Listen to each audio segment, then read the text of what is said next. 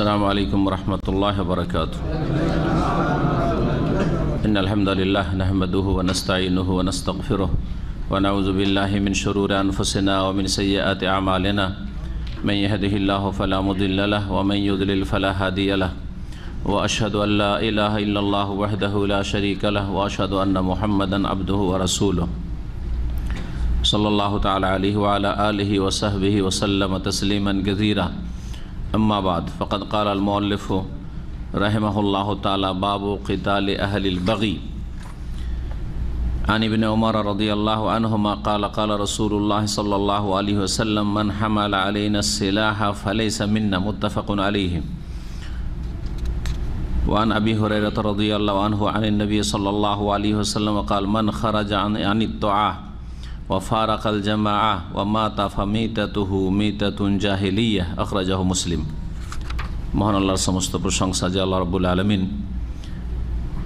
তার জমিনে তার বান্দাদের মাঝে ন্যায় সুবিচার কায়েম করতে চান, কেউ কারো হক নষ্ট করবে না। আর আল্লাহ রাব্বুল আলামিন জুলম অত্যাচার, সীমা লঙ্ঘন, বাড়াবাড়ি, অবিচার এবং সীমা লঙ্ঘন, অশান্তি সৃষ্টি করা এগুলিকে হারাম করেছেন। আমাদের ফিরে আসি দীর্ঘ সময়ের পরে বুলুগুল মারামের ধারাবাহিক যে হাদিসের ব্যাখ্যা বা শারহা বা দর্শে মাঝে বিভিন্ন বিষয় নিয়ে আলোচনা হয়েছে, আর তার সাথে বাইরেরও প্রোগ্রাম ছিল।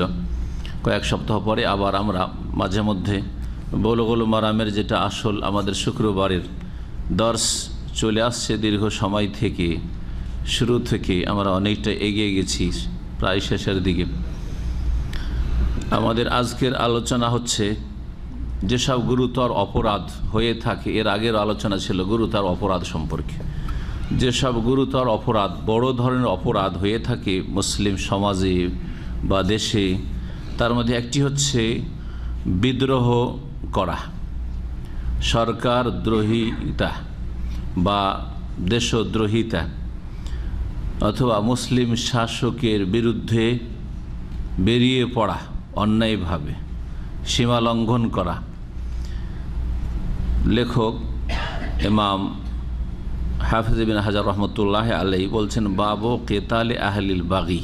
এই অধ্যায় হচ্ছে যারা সীমা লঙ্ঘনকারী, যারা বিদ্রোহী, যারা দেশে অশান্তি সৃষ্টি করে, তাদের বিরুদ্ধে সশস্ত্র লড়াই সম্পর্কে। তাদের বিরুদ্ধে মুসলিম শাসক অস্ত্র ধারণ করবে, লড়াই করবে। এটি হচ্ছে শরীয়তের একটি বিধান, যে বিধানটিকে ঠিকভাবে বুঝতে হবে যে সরকার কোন শ্রেণীর মানুষের বিরুদ্ধে অস্ত্র ধারণ করবে। এতে কয়েকটি হাদিস নিয়ে এসছেন লেখক রহমতুল্লাহ আলাইহি। প্রথম হাদিস আমরা আলোচনা করি, আর তারপরে বিষয়টি বিস্তারিত আলোচনা করব।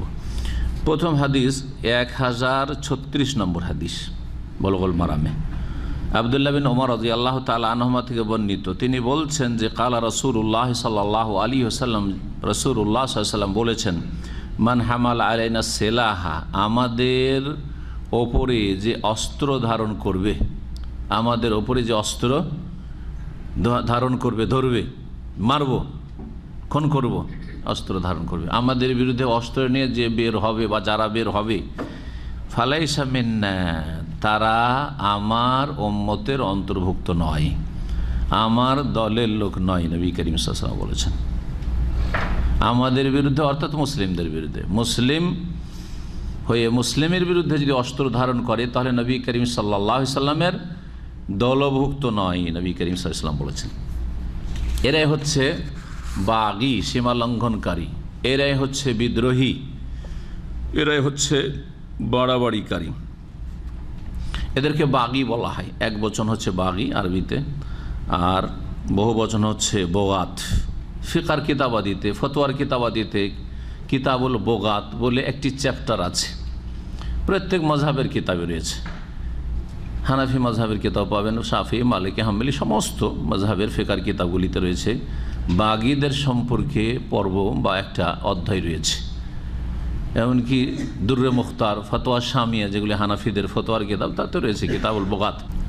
এই বাগাওয়াত যেটাকে বলা হয়, বিদ্রোহ করা, এই আল বাগি কাকে বলা হয়? বলছেন বাগা ইয়াবগি বাগিয়ান, এর মানে হচ্ছে আদা, সীমা লঙ্ঘন করা, ওজালামা, জুলম অত্যাচার করা, ও আদালা আনিল হক, সত্য থেকে সরে যাওয়া, অপসৃত হওয়া, বা ন্যায় থেকে অপসৃত হওয়া। এখানে আহলুল বাগি, যারা সীমালঙ্ঘনকারী, বলতে কাদেরকে বোঝানো হয়েছে? আল মুরাদ হোনা আল বগাত আজালামা, জালেম, বিদ্রোহী, সীমালঙ্ঘনকারী। আল খারেজুন আন তাআতিল ইমাম, যারা মুসলিম শাসক, ইমাম মানে ইমামুল মুসলিমিন, মুসলিম শাসকের আনুগত্যের বিরুদ্ধে তারা বেরিয়ে পড়েছে। আমরা মুসলিম শাসককে মানি না, এই শাসনকে আমরা মানি না। আল মুতাদুন আলাইহি, যারা তারপর অস্ত্র নিয়ে বেরিয়েছে শাসন ক্ষমতায়, প্রশাসনে যারা আছে তাদের বিরুদ্ধে, এরা হচ্ছে বাগী। ফায়দা খারাজ আন্ত আতিল ইমামে, যখন কোনো মুসলিম শাসক, যে ন্যায়সঙ্গত শাসক, শাসক কেমনভাবে নিযুক্ত হবে সেটাও আসবে। আর কাকে ন্যায়সঙ্গত মানে সুবিচারকারী নয়, কারণ কেউ ফেরেশতা নয়। আর বিশেষ করে যুগের আবর্তন বিবর্তনে জালেম, পাপী শাসক, যেমন সমাজের লোক পাপী, তেমন শাসক গোষ্ঠী তো পাপ আছে। জি, তো ন্যায়সঙ্গত ইমাম মানে সেখানকার স্বীকৃত শাসক। জি হ্যাঁ, এটা কেমন করে হয় শরীয়তের দৃষ্টিতে? তার 4টি পদ্ধতি রয়েছে কোরআন সুন্নাহর আলোকে। ফোকাহায়ে কেরামগণ, উলামায়ে কেরামগণ আলোচনা করেছেন, এখানে ভাষ্যকারও উল্লেখ করেছেন, যেটা ভাষ্যকারের ভাষায় এই হাদিসের ব্যাখ্যা করতে গিয়ে পেশ করব। তাহলে বাগী বা বিদ্রোহী কারা? যারা মুসলিম শাসকের বিরুদ্ধে অস্ত্র নিয়ে বেরিয়ে পড়ে। এমন মুসলিম শাসক যে মুসলিম শাসকের আনুগত্য ফরজ। আল্লাহ বলেছেন, ইয়া আইয়ুহাল্লাযীনা আমানু আতিউল্লাহ ওয়া আতিউর রাসূলা ওয়া উলিল আমরি মিনকুম, হে মুমিন মুসলিম, তোমরা আল্লাহর আনুগত্য করো, আল্লাহকে মানো, ওয়া আতিউর রাসূলা, রাসূলকে মানো সাল্লাল্লাহু আলাইহি ওয়াসাল্লাম, ওয়া উলিল আমরি মিনকুম, তোমাদের মধ্যে যারা, তোমাদের মধ্য থেকে যারা নেতৃস্থানীয় ব্যক্তি, হ্যাঁ, উলুল আমর, যাদের হাতে নেতৃত্ব রয়েছে। নেতৃত্ব 2 ভাগে বিভক্ত, একটা হচ্ছে দ্বীনি নেতৃত্ব, দ্বীনি উলুল আমর, একটা হচ্ছে দুনিয়াবি পার্থিব উলিল আমর। দ্বীনি উলিল আমর হচ্ছে যে জনগণ, আলেম ওলামা, কোরআন সুন্নাহর আলেমদের আনুগত্য করবে, তাদের কাছ থেকে হালাল হারাম, জায়েজ না জায়েজ, শরীয়তের বিধিবিধান নেওয়ার ক্ষেত্রে আপনি প্রত্যেকটার দলিল যাচাই বাছাই করার ক্ষমতাই নেই। আলেম হয়েও তো বুঝে না, কয়টা আলেম দলিল বুঝে আর দলিল ভিত্তিক একটা সিদ্ধান্ত অত যেতে পারে, অত সহজ বিষয় নয়। তাহলে জনগণকে আলেমের শরণাপন্ন হইতে হবে মাসলা মাসাইলের ক্ষেত্রে, দ্বীনের ক্ষেত্রে, আকীদার ক্ষেত্রে, হুকুম হাকামের ক্ষেত্রে। তো তাদের আনুগত্য করতে হবে যখন আপনি নিশ্চিত মোটামুটি যে এই সব আলেমরা কোরআন এবং হাদিসের আলোকে বলেন, এতটা অন্তত আপনার আইডিয়া থাকতে হবে। অন্ধভাবে নাই, যেমন অন্ধভাবে শরীরের চিকিৎসা কেউ করেন নাকি?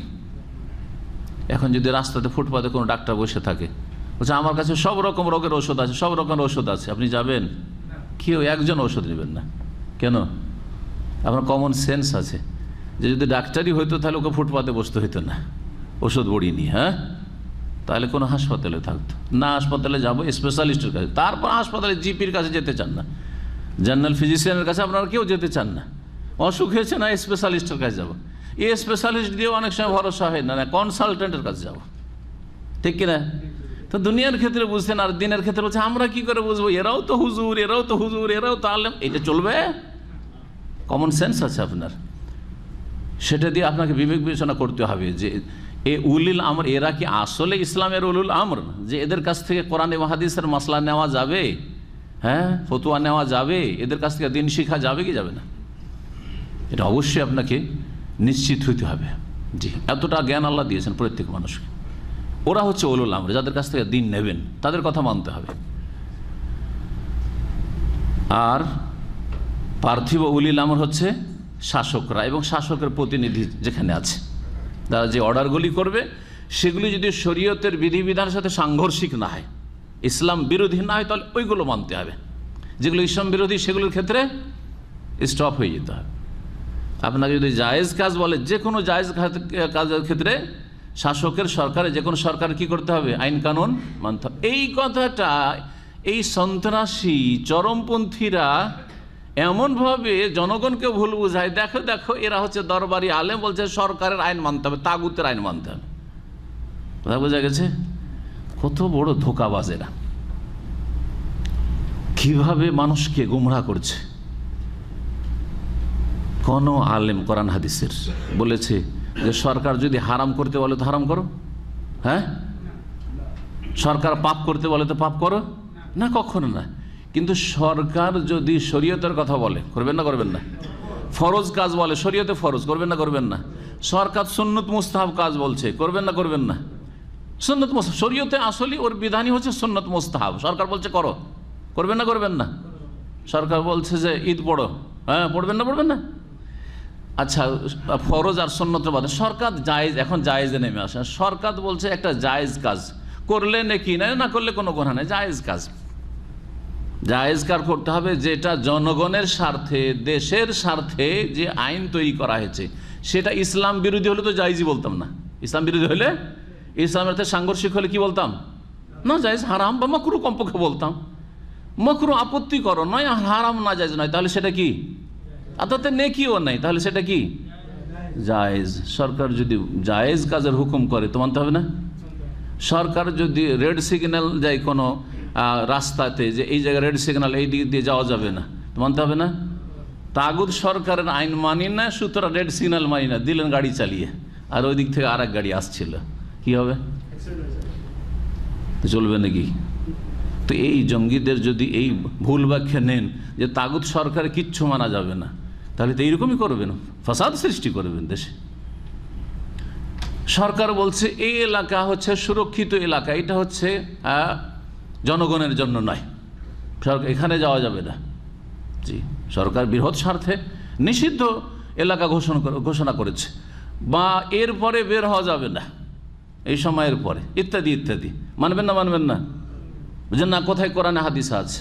কোরআন হাদিস না, কিন্তু জায়েজ, সরকারের অধিকার আছে বৃহৎ স্বার্থে এইরকম আইন কানুন যে কোনো তৈরি করতে পারে, যেই আইন কানুন ইসলাম বিরোধী হবে না। ইসলাম বিরোধী আইন কানুন যদি চালু করে মুসলিম সরকার, তাহলে সেখানে আপনি সাধারণ মানুষ কিছুই করতে পারবেন না। যারা বড়রা রয়েছেন তারা তাদেরকে নাসিহা করবেন। শরীয়তের দৃষ্টিতে সরকারের মোনাসাহা আছে, সরকারের হিতাকাঙ্ক্ষী হচ্ছে সরকারের সংশোধনের চেষ্টা করা। যারা সংশোধন করতে পারবে তারা সেখানে সংশোধন করবে, উপদেশ দেবে। উপদেশ দেওয়ার উদ্দেশ্য কি? হ্যাঁ, আমার আক্রোশ হয়েছে, রাগ হয়েছে সরকারের অন্যায় করার জন্য, সেই জন্য আমার রাগ ঝাল মিটিয়ে নেব না, তারা ঠিক হয়ে যাক, ঠিক হয়ে যাক। তাহলে যেভাবে ঠিক হয় সেইভাবে না আপনাকে আসতে হবে। আর যদি আপনি স্টেজে বসলেন আর বলেন এই সরকার ইসলাম বিরোধী কর্মকাণ্ড করছে, সুতরাং এই সরকার হচ্ছে জালেম, তাগুত, নাস্তিক, বেদিন, তাহলে সংশোধন করবে না, তারা আরও খারাপ হয়ে যাবে, আরও খারাপ হয়ে যাবে। তাহলে সংশোধনের পদ্ধতি এটা নয় যেটা আজকাল প্রচলিত পদ্ধতি, এটা ইসলামের তরিকা নাই। সংশোধনের পদ্ধতি হচ্ছে, আরে সরকার তো বাদ দেন, আমার আপনার সংশোধনের ক্ষেত্রে আপনাদের সাধারণ মানুষদেরকে যদি এইখানে আমি এতগুলি লোকের সামনে বেইজ্জত করে দিই কোনো অপরাধের কারণে, তাহলে সে সেন্টারই ছেড়ে দেবে এবং আমার সাথে দেখাই করবে না, ও সামনে পড়লেও টান দেবে, করবে না করবে না? আপনি 3 পয়সার লোক, তাতেই যদি আপনার মানহানি হয়ে গেল যে টাকনার নিচে কাপড় কেন, আপনি মুসলিম, জাহান্নামে যাবেন, এই ভাষায় যদি আপনার সংশোধন করতে চাই তা আপনি ইসলামিক সেন্টারই বাদ দেবেন, আমার সাথে কথা বলাই বাদ দেবেন। তাহলে সরকার কী করে সংশোধন করবে এই তরিকাতে? হ্যাঁ, আর আপনার চাইতে বড় কেউ যদি হয় আর যদি লোকজনের সামনে তাকে অপদস্থ করে, তাহলে তো তার সংশোধনই হবে না, ঠিক না? কেউ যদি ওই রকম এলাকার হমড়া চমড়া ব্যক্তি হয় আর তার সামনে যদি ওই রকমভাবে আপনি শক্ত ভাষায় বলেন, তাহলে সে তো আপনাকে গিলে খেয়ে নেবে, ঠিক কিনা? সংশোধন হবে? সংশোধন হবে না। কিন্তু যারা সংশোধন করতে পারবে ওই বড় লোকগুলির যেই পন্থাতে সংশোধন হয়, উদ্দেশ্য সংশোধন করা থাকবে, সেটা হচ্ছে নাসিহা, সেটা হচ্ছে নাসিহা। আমাকে পার্সোনাল যদি আমার ভুলটা ধরিয়ে দেন, তো আমার জন্য আপনি খায়রখাহি করলেন, হিতাকাঙ্ক্ষী হলেন, আমার দরদি হলেন এবং আমার সংশোধনে আপনি সদিচ্ছা রাখেন। জি, আমিও সেটা বুঝবো যখন পার্সোনাল আমাকে বলছে আর সত্যি আমার এটা ভুল, আমি ধরতে পারিনি অথবা ধরেছি কিন্তু অবহেলা করেছি, তাহলে আমার সংশোধন করা উচিত। জাযাহুল্লাহ খাইর, ভালো লোক তাহলে, ঠিক না? এটা হচ্ছে আল্লাহর ভয়। আতিউল্লাহ ওয়া আতিউর রাসূল ওয়া উলিল আমরে মিনকুম, আল্লাহর কথা মানতে হবে, রাসূল সাল্লাল্লাহু আলাইহি ওয়াসাল্লামের কথা মানতে হবে, আর নেতাদের কথা, আলেমদের কথা আর শাসকদের কথা, পার্থিব নেতা হচ্ছে শাসক গোষ্ঠী, তাদের আনুগত্য করতে হবে। যদি কোরআন এবং হাদিসের সাথে সাংঘর্ষিক হয়, ফাইন তানাজাতু ফি শাইইন, দেখছেন যে শাসক উল্টো পাল্টা কথা বলছে, হ্যাঁ আদেশ করছে, ফারুদ্দুহু ইলাল্লাহি ওয়ার রাসূল, কোথায় ফিরিয়ে দাও? আল্লাহ এবং রাসূল সাল্লাল্লাহু আলাইহি ওয়াসাল্লাম ফিরিয়ে দাও। আল্লাহ নিষেধ করছেন, রাসূল সাল্লাল্লাহু আলাইহি ওয়াসাল্লাম নিষেধ করছেন, আর সরকার করতে বলছে, করব না। কিন্তু সেখানে আমি বেঁচেও গেলাম, এই আপনার সরকারি জুলুম অত্যাচার অনিষ্ট থেকেও বেঁচে গেলাম, আর তাদের সংশোধনের চেষ্টা করলাম, আর আমি পাপে লিপ্ত হইলাম না। এটাই না হিকমা? এটা হচ্ছে হিকমত। সংশোধনের চেষ্টা করলাম, যদি পারি তো। আমি ছোট সংশোধন করতে পারবো না, আমার বড়দের কাছে কথাটি পৌঁছাবো, আর যারা বড়রা তাদের কাছে, শাসকদের কাছে নসিহা পৌঁছাইতে পারবে, তারা নসিহা করবে। এটা হচ্ছে সংশোধন, ইসলামিক তরিকা। এগুলো হচ্ছে এই তরিকা, যেই তরিকার উপর রাসূলুল্লাহ সাল্লাল্লাহু আলাইহি ওয়াসাল্লামের খোলাফায়ে রাশেদিন, সাহাবায়ে কেরাম, আর তারপরে যুগ যুগ ধরে ওলামায়ে কেরাম, আইম্মায়ে কেরাম চলে আসছেন। আপনি দেখবেন ইমাম আবু হানিফা, শাফি, মালিক, আহমদ, তারা কেউ শাসকদের দরবারে কাছে যেতেন না, কিন্তু যদি যেতেন তাহলে নসিহতের উদ্দেশ্যে যেতেন, এবং নির্জনে এই বড় বড় ইমামগণ, আলেমগণ, তারা সেই শাসকদের কাছে গিয়ে আল্লাহর ভয়ের কথা বলতেন, পরকালের চিন্তার কথা বলতেন, এবং জনগণের মাঝে সুবিচারের কথা তাদের স্মরণ করাইতেন। জি, এটা হচ্ছে তরিকা। শাসকের এক কথা কি করতে হবে? জায়েজ কাজে আনুগত্য করতে হবে। আর এই চরমপন্থীরা যারা বলছে যে তাগুত মানে তার কিচ্ছু মানা যাবে না, এটা একেবারে ভুল কথা। হ্যাঁ, তাহলে একদিন চলতে পারবেন না আপনি, একদিন চলতে পারবেন না আপনি। যদি কোনো দল মুসলিম শাসকের বিরুদ্ধে অস্ত্র নিয়ে বের হয়, যে মুসলিম শাসকের আনুগত্য করা ফরজ, বলছেন আল ওয়াজিবাতু আলাইহিম, শাসকের আনুগত্য করা তাদের উপর ফরজ হয়। দাআহুমুল ইমাম ওয়া কাশাফা শুবহাতাহুম, শাসকের উচিত হবে হ্যাঁ ধরে ধরে সাথে সাথে খুন করা নাই, সাথে সাথে হত্যা করা নাই, না। ইমাম বা শাসকের প্রতিনিধি তাদেরকে ডাকবে যে এসো তোমরা। ডাকার পরে তোমাদের অসুবিধাটা কি সমস্যা, তোমরা এসব অশান্তি কেন সৃষ্টি করছো, এবং তাদের যদি কোনো সংশয় থাকে, যুক্তি থাকে, যুক্তি পেশ করছে, না এই হচ্ছে সেই জন্য আমরা এরকম করছি, তাহলে তাদের সংশয় নিরসনের জন্য সরকার পক্ষ চেষ্টা করবে। ফাইন আকারু, যদি তারা তারপরে মেনে নেয় যে হ্যাঁ আর আমরা বিদ্রোহ ঘোষণা করব না, বিয়ান রাজা ওয়ান বাগিহিম, তাদের সীমালঙ্ঘন থেকে তারা প্রত্যাবর্তন করলো, তাহলে সরকার তাদেরকে ছেড়ে দেবে, যাও নিজ নিজ বাড়িতে যাও। ফাইন আবাও আর রজুয়া, যদি বলে না আমরা অস্ত্র ধরেছি ছাড়বো না, আপনাদের পতন ঘটিয়ে ছাড়ব, জি হ্যাঁ, যদি এই করে, ওয়াজ আহম, তাদেরকে সরকার পক্ষ বুঝাবে, উপদেশ দেবে, ওয়াখাউফাহুমুল কিতাল, এবং সশস্ত্র লড়াই এর ভয় দেখাবে, যে দেখো এটাই যদি করো তাহলে কিন্তু তোমাদের বিরুদ্ধে অ্যাকশন নেওয়া হবে শক্ত। ওয়াইন আসারু, তারপরেও ভয় পেল না, তোমাদের বিরুদ্ধে কিন্তু ভালো একটা ব্যবস্থা নেওয়া হবে, কঠোর শাস্তি দেওয়া হবে, তারপরেও সতর্ক হলো না। বলছেন লেখক, যদি তার উপরেও অটল থাকে যে না ছাড়বো না, যাকে পাবো মারবো, হ্যাঁ প্রশাসনের যাকে পাবো মারবো, এই যদি তাদের ভূমিকা থাকে, কাতালাহুম, তাহলে সরকার এই বিদ্রোহী গোষ্ঠীর বিরুদ্ধে অস্ত্র ধরবে, লড়াই করবে। এটা হচ্ছে কিতালু আহলিল বাগি, যারা বিদ্রোহী তাদের বিরুদ্ধে সরকার পক্ষের অস্ত্র ধারণ করা। এর বৈধতা, এর শরীয়তে বিধান রয়েছে, সূরা হুজরাতে এর দলিল রয়েছে, আয়াত নম্বর 9। ওয়াইন তায়ফাতান মিনাল মুমিনিনা ইকতাতালু, আল্লাহ বলছেন মুসলিমদের দুইটি দল যদি পরস্পর লড়াইয়ে লিপ্ত হয়, মুসলিমদের দুটো দল, দুটোই মুসলিম, এরাও মুসলিম দাবি করছে, এরাও মুসলিম, পরস্পর লড়াইয়ে লিপ্ত হইল, ফাসলিহু বাইনাহুমা, তাহলে তাদের মাঝে কি করতে হবে? আমাদের তৃতীয় পক্ষ, দুই পক্ষের এক পক্ষ নিলে হবে না, তৃতীয় পক্ষ কি করতে হবে? সালিস, এটাকে বলা হয় সালিস, মানে কি তৃতীয়, সালিস মানে হচ্ছে থার্ড, তৃতীয় পক্ষ। এই তৃতীয় পক্ষকে আল্লাহ সম্বোধন করে বলছেন যে তোমরা ফাসলিহু বাইনাহুমা, এই উভয় দলের মাঝে মীমাংসা করে দাও, ইসলাহ করে দাও। মীমাংসাতে কাজ হইল না, বুঝিয়া হইল না, দুই পক্ষতে কোনো সমঝোতা হইল না। ফাইম বাগাত ইহদাহুমা আলাল উখরা, তারপরে যদি এক দল আর এক দলের বিরুদ্ধে সীমা লঙ্ঘন করে, বাগাত এই যে বিদ্রোহ অথবা সীমা লঙ্ঘন, বাড়াবাড়ির কথা বলা হয়েছে, এক দল আর এক দলের ক্ষেত্রে বাড়াবাড়ি করে, ফাকাতিলুল্লাতি তাবগি, তো যেই দল সীমা লঙ্ঘন করলো, তাবগি বাগাওয়াত করলো, বিদ্রোহ করলো, তাদের বিরুদ্ধে লড়াই করো, তাদের বিরুদ্ধে লড়াই করো। লড়াই করা কাজটা, অস্ত্র ধরা কাজটা শাসকের, জনগণের না, মুফতি সাহেবের না, আলেমদের না, মসজিদের ইমামদের না, জনগণের না, সাধারণ মানুষের না। ফাকাতিলুল্লাতি তাবগি, এখন অস্ত্র ধরতে হবে। দেখছেন যে দুই দলের লড়াই করছে আর মানতে চাইছে না, পারা যাচ্ছে না বুঝিয়ে, তাহলে সরকার তখন যেই দল ওর মধ্যে সারেন্ডার করছে না, মানতে চাইছে না যে আমরা ছাড়বো না, মারামারি করব, তাদের বিরুদ্ধে অস্ত্র ধরবে। ফাকাতিল তাবগি, কতক্ষণ পর্যন্ত লড়াই চালিয়ে যাবে সরকার বা শাসক? হাত্তা তাফিয়া ইলা আমরিল্লাহ, যতক্ষণ পর্যন্ত আল্লাহর নির্দেশের দিকে ফিরে না আসবে। এই আয়াতের এই অংশটুকু, ফাকাতিলুল্লাতি তাবগি, সীমা লঙ্ঘনকারী বিদ্রোহী দলের বিরুদ্ধে লড়াই করো, হাত্তা তাফিয়া ইলা আমরিল্লাহ, যতক্ষণ পর্যন্ত আল্লাহর আদেশের দিকে প্রত্যাবর্তন না করে, ফিরে না আসে। আল্লাহর আদেশ হচ্ছে যে মুসলিম সমাজে অশান্তি সৃষ্টি করিও না, জি, মুসলিহুন হ মুফসিদুন হইও না, মীমাংসা করো, ফাসাদ বিপর্যয় সৃষ্টি করিও না, বিশৃঙ্খলা সৃষ্টি করিও। বলছেন আরো যে ইত্তাফাকু আলা আন্নাহু ইযা খারাজা আলা ইমামিল মুসলিমিন তাইফাতুন যাতু শাওকাতিন বিতাউইলিন সাইগিন ফাইন্নাহু ইউবাহু কিতালুহুম হাত্তা ইয়াফিউ ইলা আমরিল্লাহ।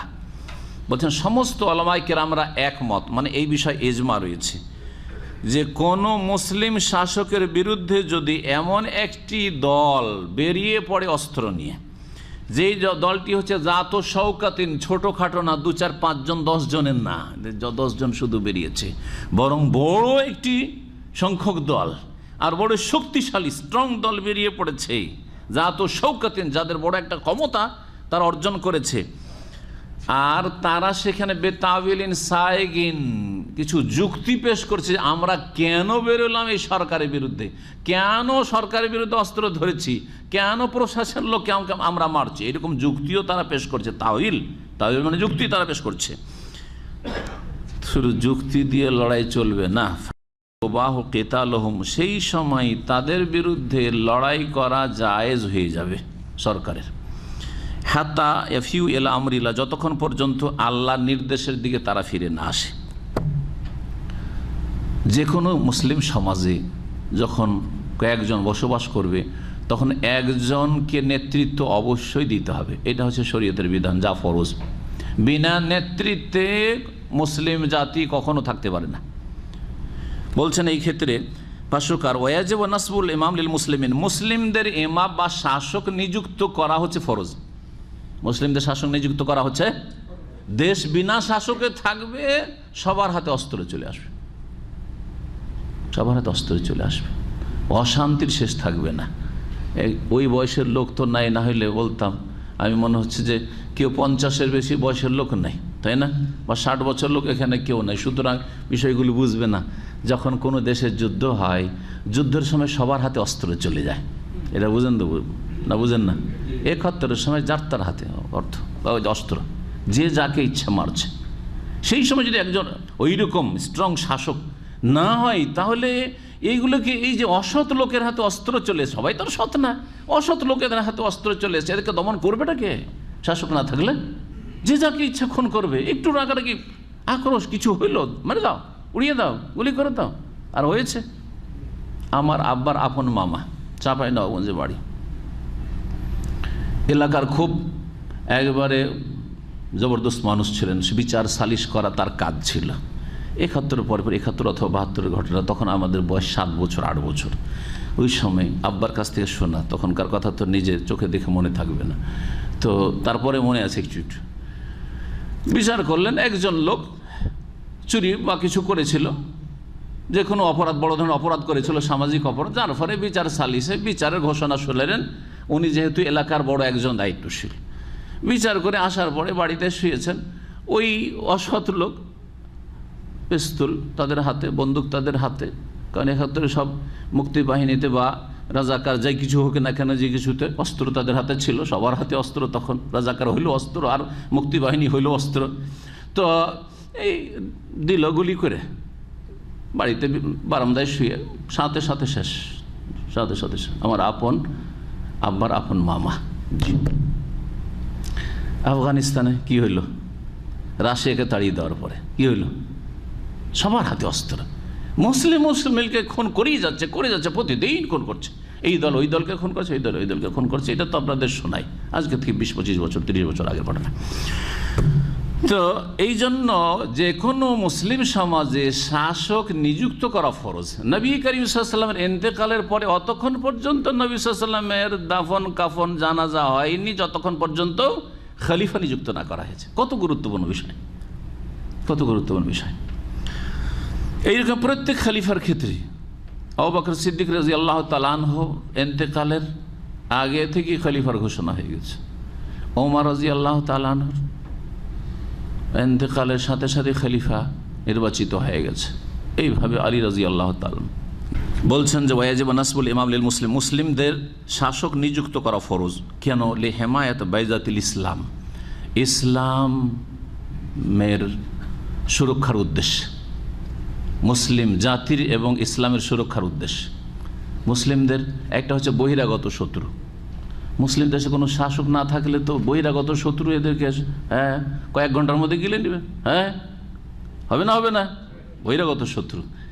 আর দেশে আভ্যন্তরীণ শত্রু তো আছে, ঘরের শত্রু তো আছেই।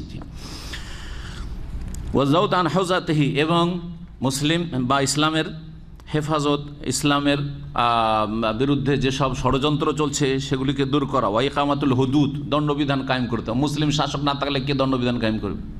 চোরের হাত কাটতে কে কাটবে? আপনি আমি কাটতে পারবো? কোনো অধিকার নেই আমাদের কাটার। আর কাটলে কবর আছে। কোন আলেম মুফতি যদি কোনো চোরের হাত কাটে, চোরের গোটা বংশ এসে এক হাতের বদল কত হাত কি কত জান নিয়ে নেবে? নেবে না? নেবে না? কিন্তু সরকার যখন চোরের হাত কাটবে, কি করবে? সরকারের কিছু করতে পারবে? গোটা বংশ, গোটা ডিসি, গোটা দেশের লোক কিছু করতে পারবে? সরকারের কাছে প্রশাসন আছে, কিন্তু আমার আপনার কাছে আছে কি? শুধু হুকুম চালিয়ে দিলে হবে?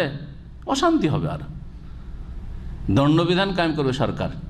এই জন্য এই যে সামাজিক বিচারগুলিতে জেনা ব্যভিচারের বিচারে লাগিয়ে দিল 100 কোড়া, আর লাগিয়ে দেওয়ার পরে পুলিশ চলে আসলো, ধরাধরি শুরু করে দিল, আর এরা পলাতক, যারা বিচার করেছে পলাতক। এটা ইসলামিক তরিকা নয় যে আপনারা বিচার করে আপনি দৌড়া লাগাবেন আর বেত্রাঘাত করবেন ইত্যাদি ইত্যাদি, সাজা শাস্তি দেবেন। এগুলো ইসলাম নয় আসলে, এগুলি জাহিলিয়াত, আসলে অজ্ঞতা।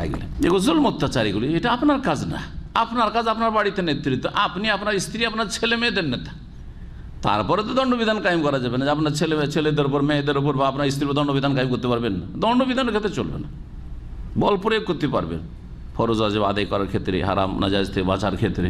কিন্তু কোনো হারামে, এমন হারামে যদি লিপ্ত হয়ে যায় যেখানে দণ্ডবিধান কায়েম করা ফরজ হয়ে গেছে, তখন আপনি আপনার স্ত্রী আপনার ছেলে মেয়েদের উপর পারবেন না। এই অধিকার আপনাকে দেওয়া হয়নি, ওটা সরকার করবে। হুদুদ কায়েম করা, জেনার শাস্তি, খুনের শাস্তি, চুরির শাস্তি, ডাকাতের শাস্তি, মদখোরের শাস্তি, এগুলো কে দেবে? শাসক লাগবে, ইমামুল মুসলিমের লাগবে। ওয়াস্তিফাউল হুকুক, এবং একজনের হক আর একজন বেঈমানি করেছে, কে উদ্ধার করে দিবে? শাসক। শাসক ছাড়া হবে না, প্রশাসন ছাড়া হবেই না। জি, কে সামাজিক বিচার মানে? আপনার জমি বেঈমানি করে সামাজিক বিচার হচ্ছে, ভাই ভাই বেঈমানি করেছে, সামাজিক বিচারও অমান্য করে উঠে চলে গেল, গায়ে জোর থাকলে, ঠিক কিনা? আর দুর্বল হলে তখন যা ইচ্ছা তাই ওর উপরে বিচার করতে গিয়ে জুলুম অত্যাচার করেই ছাড়লেন এলাকাবাসী। তো এইসব অধিকাংশ বিচারগুলিতে জুলুম হচ্ছে। আর না হলে কাউকে পারছেন না, কারো কিছুই করতে পারলেন না, আর কাউকে একেবারে মাটিতে পিষে দিলেন। জি, ওয়াল আমরি বিল মারুফ ওয়ান নাহিল মুনকার, ভালো কাজের নির্দেশ দিতে হবে। বল প্রয়োগ, কে বল প্রয়োগ করবে সরকার না থাকলে? ওয়ান নাহি আল মুনকার, অন্যায় কাজে বাধা দিতে হবে। এগুলো মুসলিম সরকারের ফরজ দায়িত্ব। ও তাদবির আহওয়াল মুসলিমিন, মুসলিমদের যেসব সমস্যা রয়েছে সে সমাধান করা, ইত্যাদি ইত্যাদি।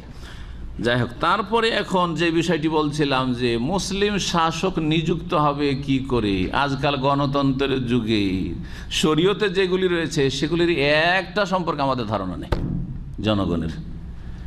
হ্যাঁ, জনগণের যারা ধারক বাহক এক শ্রেণীর, তারা এমন মেতে উঠেছে পশ্চিমা এই ইহুদি এদের আর আব্রাহাম লিঙ্কনের গণতন্ত্র নিয়ে, যে এদের কি এগুলো বললে এগুলো পরোয়াই করে না, যে এগুলি ফিকহি মাসলা মাসাইল কোরআন সুন্নাহর আলোকে।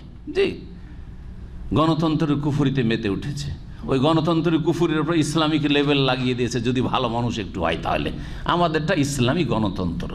হ্যাঁ, বোঝা গেছে? ইসলামী গণতন্ত্র কিছু না। গণতন্ত্র মানে কুফরি, আর ইসলামিক গণতন্ত্র মানে ইসলামিক কুফরি। ইসলামিক কুফরি আর ইসলামিক মদ, কোনটা বেশি অপরাধ? কুফরিটা বেশি অপরাধ, ঠিক না?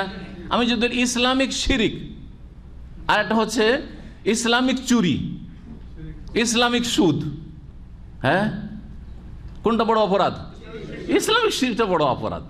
তো গণতন্ত্র হচ্ছে কুফরি মতবাদ। সুতরাং ইসলামিক কুফরির অপরাধটি ইসলামিক চুরি, ইসলামিক ডাকাতি, ইসলামিক বেঈমানি, ইসলামিক সুদ, ইসলামিক ঘুষ, এগুলোর চেয়ে বড় অপরাধ। আপনারা হাসবেন যদি বলি আমি এক অফিসারকে জানি যে ইসলামিক ঘুষ খায়। হাসবেন আপনারা, তাই না? আমাদের সমাজে কিছু লোকেরা সুদ খায়, কিন্তু ইসলামিক সুদ খায়। হাসবেন আপনারা। কিন্তু ইসলামিক গণতন্ত্র, বিশাল একটা দল মেতে উঠেছে ইসলামিক গণতন্ত্র নিয়ে। কথা বুঝতে পেরেছেন? ইসলাম সম্পর্কে অজ্ঞতার সীমা নেই, যে কুফরিকে ইসলাম বানিয়ে দিলেন।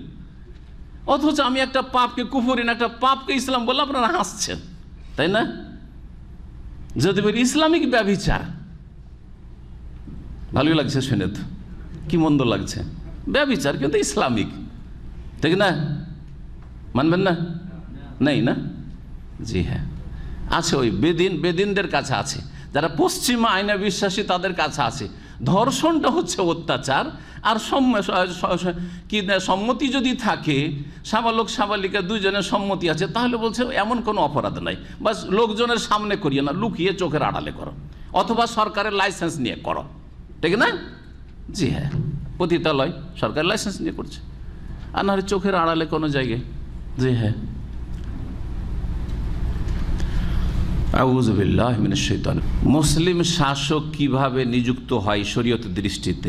এক নম্বরটা সবচাইতে উত্তম, 2 নম্বরটা 2 নম্বরে, 3টা 3-এ, 4টা সব শেষে, আর 5 নম্বর হচ্ছে গণতন্ত্র। 5 নম্বর হচ্ছে গণতন্ত্র। জি হ্যাঁ, মুসলিম দেশে গণতন্ত্র থাকবে, এটা কোরআন এবং হাদিসের দৃষ্টিতে অবাক করা বিষয়, আশ্চর্যজনক বিষয়। যে মক্কাতুল মুকাররমার বড় একজন জজ কাজী শেখ আল বাসাম, বুলুগুল মারামের ভাষ্য তার রয়েছে এইরকম মোটা মোটা 7-8 খণ্ডে। জি হ্যাঁ, তো বলছেন যে ওয়াতাসবতু ইলায়াতুহু বিওয়াহিদি মিনাল উমুরিল আতিয়া, নেতৃত্ব সাব্যস্ত হবে, শাসকের নেতৃত্ব সাব্যস্ত হবে, স্বীকৃত হবে এই নিম্নের যে 4টি বিষয় বর্ণনা করেছি, 4টির কোনো একটির মাধ্যমে তাকে বলবে স্বীকৃত নেতা, শাসক। 1 নম্বর, আনতাকুনা বিইখতিয়ারি ওয়া ইজমাইল মুসলিমিন কা ইমামাত আবু বকর সিদ্দিক রাদিয়াল্লাহু আনহু, যদি সমস্ত মুসলিমদের ঐক্যমত, ইজমা এবং তাদের চয়েস মোতাবেক হয়। মুসলিমরা সকলে এক বাক্যে মেনে নিয়েছে, মুসলিমরা সকলে কি করেছে? এক বাক্যে মনোনীত করে নিয়েছে যে আমাদের ইমাম, আমাদের শাসক, আমাদের রাজা অথবা আমাদের খলিফা অমুক হবেন। যেমন আবু বকর সিদ্দিক রাদিয়াল্লাহু তাআলা আনহু। কিন্তু আবু বকর সিদ্দিক রাদিয়াল্লাহু তাআলা আনহুর জন্য সবাই যে এক বাক্যে মেনে নিয়েছেন, সবার কাছ থেকে কি এই ইলেকশনের মতো ভোট নেওয়া হয়েছিল? হ্যাঁ, কি করা হয়েছিল? ওমর রাদিয়াল্লাহু তাআলা আনহু দেখলেন যে আবু বকর সিদ্দিক রাদিয়াল্লাহু তাআলা এমন এক ব্যক্তি যার নেতৃত্ব, খেলাফত সম্পর্কে রাসূলুল্লাহ সাল্লাল্লাহু আলাইহি সাল্লাম তার জীবদ্দশায় বিভিন্ন ক্ষেত্রে ইশারা ইঙ্গিত করেই দিয়েছেন। নাম যদিও উল্লেখ করেন রাসূলুল্লাহ সাল্লাল্লাহু আলাইহি সাল্লাম, কিন্তু বিভিন্ন বিষয়ের ক্ষেত্রে নবী করিম সাল্লাল্লাহু আলাইহি সাল্লাম কি করেছেন? ইঙ্গিত করেই দিয়েছেন যে আমার পরে খলিফা হওয়ার যোগ্য কে? যোগ্য অনেকে আছে, কিন্তু কে খলিফা হওয়া দরকার বা উচিত, কাকে আমি পছন্দ করি, তিনি হচ্ছেন আবু বকর। নবী সাল্লাল্লাহু আলাইহি ওয়াসাল্লাম অসুস্থ হলেন, আর নামাজ পড়াইতে পারছেন, ইমামতি করতে পারছেন না। কি বলছিলেন? কাকে ইমামতি করতে বলো? মুরু আবু বকরিন ফালিউসাল্লিবিন নাস, যাও যাও আবু বকরকে বলো যেন লোকজনকে নামাজ পড়ায় মসজিদে, আমার অপেক্ষায় আর থাকিও না, আমি আর চলতে পারছি না, উঠতে পারছি না। ওঠার চেষ্টা করছেন, বারবার বেহুশ হয়ে যাচ্ছেন সাল্লাল্লাহু আলাইহি ওয়াসাল্লাম। জি, আয়েশা রাদিয়াল্লাহু তাআলা আনহা দেখছেন যে লোকেরা সমালোচনা করবে আমার বাপের, তো নবী সাল্লাল্লাহু আলাইহি ওয়াসাল্লামকে দিয়ে বারবার হয় নবী সাল্লাল্লাহু আলাইহি ওয়াসাল্লাম আর কাউকে নিযুক্ত করে দেবেন ইমাম, আমি আপত্তি করব তখন, আর না হলে বারবার করে কথাটি রিপিট করবেন, পুনরাবৃত্তি করবেন, যাতে বিষয়টি কি হয়ে যাবে, হ্যাঁ, স্পষ্ট আর শক্তিশালী হয়ে যাবে, মানুষের কোনো আপত্তি থাকবে না। বারবার করে আয়েশা রাদিয়াল্লাহু তাআলা আনহা মহিলা হইলে কি হবে, অত্যন্ত জ্ঞানবতী মহিলা, বলছেন ইয়া রাসূলুল্লাহ ইন্না আবু বকরিন বা ইন্না আবি, আমার আব্বা আবু বকর রাজুলুন রাহিমুন রাকিকুল কলব লা ইয়াকুমু মাকামাক, আমার আব্বা অত্যন্ত দয়ালু মানুষ আর অত্যন্ত নরম অন্তরের মানুষ, আপনি অসুস্থ, আপনি মনে হচ্ছে দুনিয়া ছেড়ে চলে যাবেন, আর আপনার জায়গায় দাঁড়িয়ে নামাজ পড়াইতে পারবে না, এমন কান্না কাঁদবে যে ও তেলাওয়াতি করতে পারবে না, দোয়া সুরাই পড়তে পারবে না, দাঁড়াইতে পারবে না আপনার জায়গাতে। মুর উমার ইয়া রাসূলুল্লাহ, হে আল্লাহ রাসূল সাল্লাল্লাহু আলাইহি ওয়াসাল্লাম, আপনি উমারকে বলেন, ও শক্ত অন্তরের মানুষ, শক্ত অন্তরের মানুষ। উমার রাদিয়াল্লাহু তাআলা নামাজ পড়িয়ে ঠিক নবী করিম সাল্লাল্লাহু আলাইহি ওয়াসাল্লাম বলছেন মুরু আবু বকর ফালিউসাল্লিবিন নাস, যাও আবু বকরকে বলো, একবার নাই কয়েকবার করে বিষয়টি কি হয়ে গেল, শক্ত হয়ে গেল। একজন মহিলা আসছে, বুড়ি মহিলা, এসে রাসূলুল্লাহ সাল্লাল্লাহু আলাইহি ওয়াসাল্লামকে জিজ্ঞেস করছে, শেষ জামানা ছিল, ইয়া রাসূলুল্লাহ যদি আমি কোনো সময় আসি, মাসলা মাসাইলের দরকার হয়, এসে ধরেন আপনাকে পেলাম না, কোথায় আপনাকে খুঁজে পড়বো, আজকালকার টেলিফোন নেই যে দিলাম লাগিয়ে, হ্যাঁ জি, রাত 12টা কি 1টা কি 2টা কি সাইকেল এই টেলিফোন করে মাসলা জেনে নিলাম না, হ্যাঁ, নিজের বাড়িতে বসে বসে, সেন্টারও আসবে না, একটু পয়সা হলে তো সেন্টারও আসবে না, ও বাড়িতে বসে বসে দিন শিখবে। কোথায় যাব মাসলা জিজ্ঞেস করতে, বলছেন ইতে আবু বকরিন, আমাকে যদি না পাও তো আবু বকরের কাছে যাবো মাসলা জিজ্ঞেস করতে। উদ্দেশ্য কি, আমার পরে খলিফা হবেন আবু বকর। এগুলো ছিল সব সাহাবায়ে কেরামদের সামনে। আবু বকর রাদিয়াল্লাহু তাআলা দেখলেন যে আনসার মুহাজির কাকে কল্পনা জল্পনা শেষ নাই, কাকে খলিফা বানানো যায়, বিভিন্ন প্রস্তাব। আবু বকর একটা প্রস্তাব আছে, আর একটা প্রস্তাব যে আনসারীদের একজন খলিফা হয়ে যাক, আর মুহাজিরদের একটা খলিফা হয়ে যাক। এইরকম হলে তো এখান থেকে ফাটল শুরু। তিনি দেখলেন যে আবু বকর রাদিয়াল্লাহু তাআলার ক্ষেত্রে কারো দ্বিমত থাকবে না। আসলেন মসজিদ নববীতে আর বললেন যে উবসুতি আবু বকর ইয়াদাক, আপনার হাত বাড়ান, এক্ষুনি আপনার সাথে বায়াত করি, আপনি খলিফা আমাদের। যেমনি আবু বকর সিদ্দিক রাদিয়াল্লাহু তাআলা আনহুর হাত বাড়াইতে বললেন ওমর রাদিয়াল্লাহু তাআলা আনহু, আর বায়াত করলেন, হাতে হাত দিয়ে শপথ করলেন যে আমি আপনাকে খলিফা হিসাবে মেনে নিলাম, আপনার আনুগত্য আমার জন্য ফরজ। তখন সবাই ঝাঁপিয়ে পড়লো একে একে, যত মসজিদে নববীতে লোকেরা, মুসল্লি সাহাবায়ে কেরামগণ ছিলেন, পুরুষরা ছিলেন, মহিলারাও নাই, জি হ্যাঁ। এবং মদিনার সকলে যার যার কাছে খবর পৌঁছিল, কেউ এমন বিরোধিতা করলো না, সবাই এক বাক্যে মেনে নিল। এটা হচ্ছে ইজমা। হ্যাঁ, এই নয় যে ইলেকশন প্রত্যেকের ভোট, মহিলা পুরুষ, হ্যাঁ, যারাই সাবালক হয়েছে, 18 বছর 20 বছর বয়স হয়েছে, এখন সবার ভোটাভুটি। ইসলামে কোনো অস্তিত্ব নেই এগুলোর, যোগ্য অযোগ্যের কোনো পার্থক্য নেই, কে সৎ ও অসৎ কোনো পার্থক্য নেই, সবার মূল্য সমান, এর কোনো স্থান নেই ইসলামে। এক কথায় এজমা হয়ে যাও, সবাই আপনাদের মধ্যে একজনকে নেতা বাছাই করবেন, ধরেন যে কোনো ক্ষেত্রে সবাই মিলে একমত হয়ে গেলেন যে অমুক ব্যক্তিকে আমরা আমাদের আমির হিসাবে মনোনীত করছি। কোন একজন প্রস্তাব করলো, বাকিরা কি করলেন, সমর্থন করলেন, হয়ে গেল। এটার নাম এজমা। এটার নাম কি এজমা। এই লোকগুলির যেহেতু আমির, সেজন্য আপনাদের এজমাটাই যথেষ্ট, একমত হওয়াটাই যথেষ্ট। যখন একটা দেশের হবে তখন দেশবাসী সবাই মেনেছে, আর কোথাও বিদ্রোহ দেখা যায়নি, কোনো আপত্তি দেখা যায়নি, এজমা হয়ে গেছে। কিছু লোকেরা, যোগ্য লোকেরা যদি এই প্রস্তাব তোলে আর তার উপর সমর্থন চলে আসে, কোনো অসুবিধা নেই, তাহলে এটাই হচ্ছে ইমামতির প্রথম তরিকা। যেমন আবু বকর সিদ্দিক রাদিয়াল্লাহু তাআলা খলিফা প্রথম হয়েছেন। দ্বিতীয় তরিকা হচ্ছে আন তাকুনা ইমামাতুহু বিনাসিল ইমাম আল্লাযী ক্বাবলাহু, যিনি পূর্ব শাসক ছিলেন বা খলিফা ছিলেন, তিনি কারো নাম নির্ধারিত করে দেবেন যে আমার পরে অমুক খলিফা হবে। কাউকে তার স্থলাভিষিক্ত নিযুক্তই করে দিলেন খলিফা, যে আমার পরে খলিফা কি হবে, অমুক ব্যক্তি হবে। এটা আজকালকার লোকেরা মেনে নিতে চাইবে না। আরে এটা আবার কি করে, তো রাজতন্ত্র হয়ে গেল। আর এইটাই 2 নম্বর, এইটাই 2 নম্বর ইসলামিক তরিকা। কেমন করে ইসলামিক তরিকা? দলিল বলছি। আবু বকর রাদিয়াল্লাহু তাআলা কেমন করে খলিফা হলো ওটা তো বুঝলেন, হ্যাঁ, যে সবাই একমত হয়ে গেল, এজমা। কিন্তু উমর রাদিয়াল্লাহু তাআলা কিভাবে খলিফা হইলেন জানা আছে, পড়ুন সাহাবায়ে কেরামদের জীবনী পড়ুন, হায়াতুস সাহাবা পড়ুন, খোলাফা রাশেদিনের জীবনী পড়ুন, তাহলে বুঝবেন। উমর রাদিয়াল্লাহু তাআলা আনহুকে আবু বকর সিদ্দিক রাদিয়াল্লাহু তাআলা আনহু বেঁচে থাকাকালীন নাম নিযুক্ত করে দিয়েছেন যে আমার পরে খলিফা হবে ওমর, কারো কিছু বলার থাকবে না। তবে এই ক্ষেত্রে যথাসাধ্য খলিফাতুল মুসলিমিন, ইমামুল মুসলিমিন চেষ্টা করবে যে যোগ্য ব্যক্তিকে যেন তার স্থলাভিষিক্ত নিযুক্ত করে। স্থলাভিষিক্ত নিযুক্ত করবে কাকে? যোগ্য ব্যক্তিকে। এখন যোগ্য ব্যক্তি বলতে তার নিজের বংশ হইলেও কোনো আপত্তি নাই, নিজের ছেলে ভাই হইলেও অসুবিধা নেই। আবার যোগ্য ব্যক্তি নিজের বংশের বাইরে যদি থাকে আর নিজের বংশ যোগ্য নেই, তো অন্য কোনো বংশে, যে কোনো বংশ, কোনো মুসলিম হলেও অসুবিধা নেই।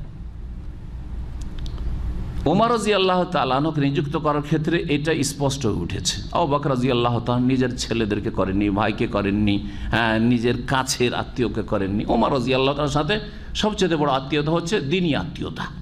নবী করিম সাল্লাল্লাহু আলাইহি ওয়াসাল্লাম যখনই কোনো সাহাবীর নাম বলেছেন যে আমি অমুক জায়গায় গেলাম এবং আবু বকর উমর, হ্যাঁ, আমি অমুক জায়গায় প্রবেশ করলাম, ওখান থেকে বেরোলাম, আমার সাথে ছিল আবু বকর উমর। কত হাদিস এরকম আছে, যেহেতু আনা ও আবু বকর উমর, দেখাল তো আনা ও আবু বকর উমর। জি হ্যাঁ, এইভাবে বহু হাদিস রয়েছে।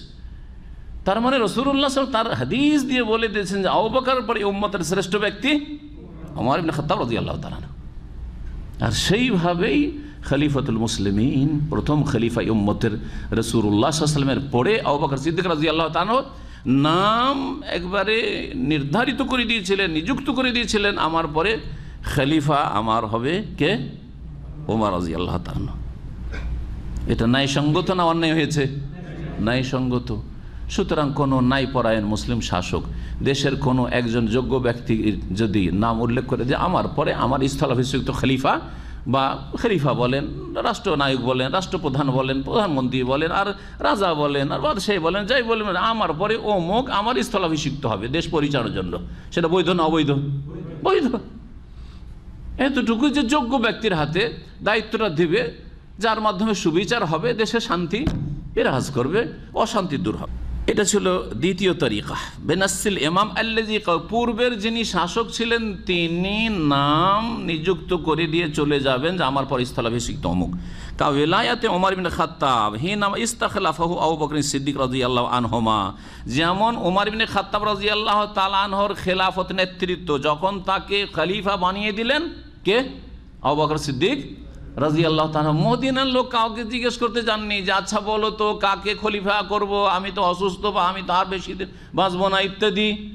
মাত্র 2 বছর 3 মাস 10 দিন খলিফা ছিলেন আবু বকর সিদ্দিক রাদিয়াল্লাহু তাআলা। কাউকে জিজ্ঞেস করতে যাননি। তিনি দেখেছেন যে আমার পরে যোগ্য ব্যক্তি, দেশের যে যোগ্য ব্যক্তিকে আমার খলিফা স্থলাভিষিক্ত আমি নিযুক্ত করে যাব, করে দিয়েছেন। না আবু বকর জানতেন না দিন? হ্যাঁ, উম্মতের সবচেয়ে বড় জ্ঞানী রাসূলুল্লাহ সাল্লাল্লাহু আলাইহি ওয়াসাল্লামের পরে সবচেয়ে বড় মুত্তাকি পরহেজগার তিনি, সবচেয়ে বড় আল্লাহ ভীরু তিনি। যে আবু বকর সিদ্দিক রাদিয়াল্লাহু তাআলা বাড়িতে যা আছে সব সাফ করে নিয়েছে আল্লাহর রাস্তায় দিয়ে দিতে পারেন। আপনাকে আমাকে যদি বলা হয় যে 1 মাসের বেতন দিতে হবে, আমাদের কি যে অবস্থা হবে আল্লাহ ভালো জানে। 1 মাসের বেতন দিয়ে দিতে হবে, কঠিন অবস্থা। 1 মাসের বেতন, যেমন তেমন কথা। একটা ছেলে, একটা গরিবকে আপনাকে লালন পালন করতে হবে, একটা এতিম আপনাকে বড় করে দিতে হবে। দেখেন কি অবস্থা হয় আপনার, দিয়ে আপনার ইমান কোথায়? আর আপনি স্বপ্ন দেখছেন আমি খুব মুত্তাকি পরহেজগার মানুষ, আর আপনি মন্তব্য করছেন সাহাবায়ে কেরামদের উপর। তৃতীয় তরিকা হচ্ছে আও ইয়াজআলুল আমরা শুরা ফি আদাদিন মুআয়্যানিন মাহসুর। তৃতীয় নেতা নির্বাচনের তরিকা হচ্ছে যে বিষয়টি শুরা সদস্যদের হাতে ছেড়ে দেবে এবং শুরা সদস্য নিযুক্ত করবে। শাসক বলবে যে আমার দেশে শুরা সদস্য আমি চাই 5 জন অথবা 10 জন, 6 জন, যাই হোক না কেন। শুরা সদস্যরা তারা যোগ্য হইতে হবে, যেই সেই লোক হলে হবে না। যোগ্য হইতে হবে দিনের ক্ষেত্রে, যোগ্য হইতে হবে ইলমের ক্ষেত্রে, যোগ্য হইতে হবে আমলের ক্ষেত্রে, আকীদার ক্ষেত্রে, যোগ্য হইতে হবে দেশ কিভাবে সুন্দরভাবে পরিচালিত হয় এই বিষয়ে। তাদেরকে শুরা সদস্য বানাতে হবে। তারা এই শুরার মধ্য থেকে একজনকে অথবা শুরার বাইরে থেকে আর কাউকে, এটাও করতে পারে যে আমাদের 10 জন আছে, 10 জন মধ্যে একজনকে আমরা খলিফা নিযুক্ত করব। কিন্তু শুরার যারা সদস্য হবে তারা কারা হবে? যেই সেই হবে না, বরং কারা হবে? যোগ্য ব্যক্তি হইতে হবে। শুরা আর গণতন্ত্র, শুরা আর ইন্তেখাব, ইলেকশন, ইন্তেখাব মানে ইলেকশন, শুরা আর ইন্তেখাবে আসমান জমিনের পার্থক্য আছে। এই অপব্যাখ্যাই করেছে এক শ্রেণীর বক্তারা। জি, আমার ওই আলোচনাগুলিতে তাদের আলোচনার খণ্ডনে এই কথাগুলি বলা আছে। আল্লাহ বলছেন ও আমরহুম শুরা বাইনাহুম, মুসলিমদের সমস্যাগুলির সমাধান হবে শুরা ভিত্তিক, পরামর্শ ভিত্তিক। শুরা মানে পরামর্শ ভিত্তিক। ও শাওয়ারহুম ফিল আমরে, আল্লাহ বলছেন নবী সাল্লাল্লাহু আলাইহি ওয়াসাল্লামকে, তুমি হে নবী তোমার সাথী সঙ্গীদের কাছে বিভিন্ন বিষয়ে মশওয়ারা নাও, পরামর্শ নাও। বলছে এই তো কোরআনে গণতন্ত্র আছে, একেবারে স্পষ্ট ভাষা বলছে, আন্তর্জাতিক খ্যাতি সম্পন্ন বক্তা। আর যাদেরকে আল্লামা বানিয়ে ফেলেছেন তারা বলছে যে কোরআনে কি আছে? গণতন্ত্র আছে, না হলে আমরা নেতা নির্বাচন কি করে করবো? লা হাওলা ওয়ালা কুওয়াতা ইল্লা বিল্লাহ। শুরার সংজ্ঞা ফিকার কিতাবে যদি পড়ে থাকতো, আর হাকামে সুলতানিয়া মাওয়ারদির রয়েছে, হানাফি মযহাবের একজন ইমামের রয়েছে, তারপর সিয়াসা শরিয়ার উপরে অনেক কিতাব রয়েছে, ইবনে তাইমিয়া রাহিমাহুল্লাহর কিতাব রয়েছে। এই কিতাবগুলি যদি পড়া থাকতো যে দেশ পরিচালনা সম্পর্কে যেসব শরীয়তের বিধিবিধান রয়েছে, তাহলে এই অপব্যাখ্যা করতো না। হয় না জেনে করেছে, আর না হলে জেনে শুনে নিজের স্বার্থ সিদ্ধি করার চেষ্টা করেছে। অর্থাৎ ইসলামী গণতন্ত্র সাব্যস্ত করার জন্য শুরা মানে গণতন্ত্র, শুরা মানে ইলেকশন না, শুরা মানে ইলেকশন নয়। শুরার যারা সদস্য হবে সেটা হচ্ছে আহলুল হাল্লে ওয়াল আকদ, ফিকহের ভাষায় যোগ্যতম সমাজের, এমন মুসলিম সমাজের যোগ্যতম ব্যক্তিরা যারা দেশের উন্নতি অবনতি কিসে আছে এই বিষয়গুলি বুঝে এই যোগ্যতা রাখে দিন দুনিয়ার ক্ষেত্রে, তারা তাদের পরামর্শের ভিত্তিতে হবে, যোগ্যতম ব্যক্তিরা হবে। বুঝছেন না? আর ইলেকশনে আপনারা সবাই ধরেন ভোটার, আপনারা সবাই হচ্ছেন ভোটার। কোনো পার্থক্য আছে ভোটে? আপনাদের ভোটে আমার ভোটে কোনো পার্থক্য আছে? বাংলাদেশ সবচেয়ে বড় ওলিউল্লাহ মানুষ আর সবচেয়ে বড় শয়তানের ওলি, দুইজনের ভোটে কোনো পার্থক্য আছে? কোনো পার্থক্য নেই। জান্নাতি আর জাহান্নামীর ভোটে কোনো পার্থক্য আছে? চোর ডাকাতের ভোট, আর একেবারে আল্লাহ ভীরু জহুদ আর তাকওয়া তার মধ্যে পূর্ণরূপে রয়েছে, কোনো পার্থক্য আছে? কোনো পার্থক্য নেই। একজন সারা জীবন কোরআন এবং হাদিস চর্চা করলো, আর একজন আল্লাহ পরকাল কি কিছুই জানে না। দুইজনের ভোটে কোনো পার্থক্য আছে? কোনো পার্থক্য নেই। তাহলে ইলেকশন শুরা এত কেন ধোঁকা দেবেন? আল্লাহ রাব্বুল আলামিন যেন বুঝার তৌফিক দান করেন। বলছিলাম যে শুরা মানে যোগ্যতম ব্যক্তিদের একটা বডি থাকতে হবে, কমিটি থাকতে হবে। এরা যোগ্যতম ব্যক্তিকে বাছাই করবে যে একজনকে নেতা করব আমাদের মধ্যে থেকে কোনো একজন, অথবা আমাদের বাইরে কোনো একজনকে। বলছেন যে তাতে নির্দিষ্ট সংখ্যা থাকবে, দেশের সবাই নয়। ফি আদাদি মুআয়্যানিন মাহসুর, সীমিত কয়েকজন, ধরেন 25, 50, 60, 100 যাই হোক না কেন। লিয়াত্তাফিক আহলুল বাইআতি আলা আহাদিহিম, তাদের একজনকে নেতা নিযুক্ত করার ক্ষেত্রে তারা একমত হবে। সুম্মা ইয়াত্তাফিকুন আলাইহি, তারপরে একমত হয়ে যাবে এইভাবে। কাবাইআতি ওয়া ইমামাতি উসমান ইবনে আফফান রাদিয়াল্লাহু, যেমন উসমান বিন আফফান রাদিয়াল্লাহু তাআলা আনহু তৃতীয় খলিফা আমিরুল মুমিনিন রাদিয়াল্লাহু আনহুকে খলিফা এইভাবে বানানো হয়েছিল।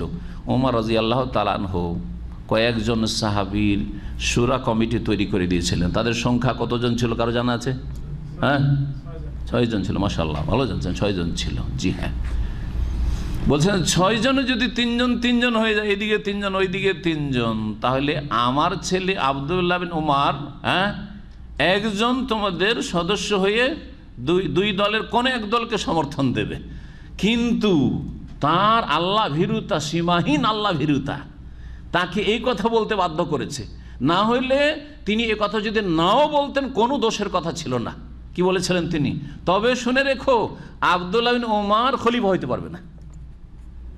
ওমর রাদিয়াল্লাহু তাআলা শূরা কমিটি নিযুক্ত করছেন আর বলছেন, আমার ছেলে যখন তোমাদের ঝামেলা বাজে, তোমরা মীমাংসা করতে পারছো না, দুই দিকে সমান সমান হয়ে যাচ্ছ, যদি এইরকম পরিস্থিতি হয় তাহলে আমার ছেলে কি করবে? দুই দলের এক দলকে সমর্থন দিয়ে খলিফা নির্বাচন করবে, কিন্তু লাইসা লাহু মিনাল আমরে শাইউন, সে যেন খলিফা না হয়। এটা তার কত আল্লাহ ভীরুতা, কত আল্লাহর ভয় যে আমার ছেলে খলিফা হবে না। অথচ সাহাবাই কেরামগণ, তাবেইন, সকলের ইজমা রয়েছে আব্দুল্লাহ বিন ওমর রাদিয়াল্লাহু তাআলার মতো আলেম এবং মুত্তাকি পরহেজগার এবং সুন্নতের পাবন্দ সাহাবাই কেরামদের মধ্যে কমই ছিল, বিরল। এত সুন্নতের পাবন্দ ছিলেন তিনি, এত সুন্নতের পাবন্দ ছিলেন, এত পরহেজগার ছিলেন এই আব্দুল্লাহ বিন ওমর রাদিয়াল্লাহু তাআলা। তাকেও যদি খলিফা বানাইতেন তিনি, উসমানকে না বানিয়ে, কোনো দোষের কথা ছিল না, কোনো দোষের কথা ছিল না। আর একটি মাসালা এখানে বলে দিই, অধিক যোগ্য ব্যক্তি থাকতে যোগ্য ব্যক্তিকে খলিফা বানানো এর হুকুম কি? ধরেন আমাদের মধ্যে একটু বেশি যোগ্য একজন আছে, বেশি যোগ্য আছে, একটু বেশি সিনিয়র ধরেন, আর আরেকজন বেশি সিনিয়র না কিন্তু যোগ্য, সে সিনিয়র। তো বেশি সিনিয়র থাকতে সিনিয়রকে নেতৃত্ব দেওয়া জায়েজ কি জায়েজ নয়? জায়েজ। ভালো করে শুনে রাখেন, এই ক্ষেত্রেও সমস্ত উলামাকে মযহাবের এক ঐক্যমত রয়েছে। বোঝা গেছে কিনা? উদাহরণ দিই, মসজিদের ইমামতি যেমন ঠিক ওই রকমই দেশের ইমামতি, দেশের নেতৃত্ব। মসজিদে আমরা সকালে নামাজ পড়তে গেলাম, আমি নামাজ না পড়িয়ে যদি আমাদের কোনো একজনকে নামাজ পড়াতে লাগিয়ে দিই, তো জায়েজ কিনা? জায়েজ কিনা? না বলছেন না জায়েজ। আরে শেখ আছে, তারপরে শেখের ছাত্রকে নামাজ পড়াবে না, জায়েজ। ওর মধ্যে যোগ্যতা, যে এমামতি করবে ওর মধ্যে এমামতির যোগ্যতা অবশ্যই থাকতে হবে। কথা বোঝা গেছে কিনা? যদি উত্তম, যে বেশি ইলম রাখে তার এমামতি, ঠিক মসজিদের ইমামতির মতো হচ্ছে দেশের ইমামতি। জি হ্যাঁ, সুতরাং যদি মেনেও নেন যে উসমান রাদিয়াল্লাহু তাআলা, হ্যাঁ উসমান রাদিয়াল্লাহু তাআলা, বলবো যে আব্দুল্লাহ ওমর চাইতে যোগ্য সার্বিক দিক থেকে যদি বলা হয়, কিন্তু যদি আব্দুল্লাহ বিন ওমরকেও খলিফা বানিয়ে দেওয়া হয় তো কোনো দোষের কথা না হানাফি মযহাবে, না শাফি, না মালিকি, না হাম্বলি, কোনো মযহাবে নয়। সমস্ত উলামারা এই ক্ষেত্রে একমত। তাহলে তৃতীয় তরিকা হচ্ছে এটি, যেমন উসমান বিন আফফান রাদিয়াল্লাহু তাআলা কে খলিফা বানানো হয়েছিল। জি হ্যাঁ, তারা এই সূরার যোগ্যতম সাহাবা। তারা এই যে 6 জন ছিলেন সকলেই কিন্তু আশরা মুবাশশারার, 10 জন যে এক হাদিসে জান্নাতের সুসংবাদ প্রাপ্ত সাহাবায়ে কেরাম, নবী সাল্লাল্লাহু আলাইহি ওয়াসাল্লাম তাদের নাম উল্লেখ করেছেন তিরমিজি হাদিসে। যে হাদিসটি রয়েছে, আবু বকর ফিল জান্নাতে, ওমর ফিল জান্নাতে, ওসমান ফিল জান্নাতে, আলী ফিল জান্নাতে, ওয়া তালহা ফিল জান্নাতে, ওয়া জুবাইর ফিল জান্নাতে। এইভাবে তারা সকলেই এই 10 জনের 6 জন ছিলেন আশরা মুবাশশারার। কত যোগ্য সাহাবী তাহলে তারা ছিলেন। এরা ছিল শূরা সদস্য। তাহলে কোনো সাধারণ সাহাবী ছিলেন, অযোগ্য বলবো না, কেউ অযোগ্য না, তারা সবাই শূরা কমিটির সদস্য হওয়ার যোগ্যতা রাখতেন সাহাবায়ে কেরাম রাদিয়াল্লাহু আনহু। তাহলে কোথায় গণতন্ত্র, কোথায় শূরার কথা? জি, এটা হচ্ছে তৃতীয় তরিকা।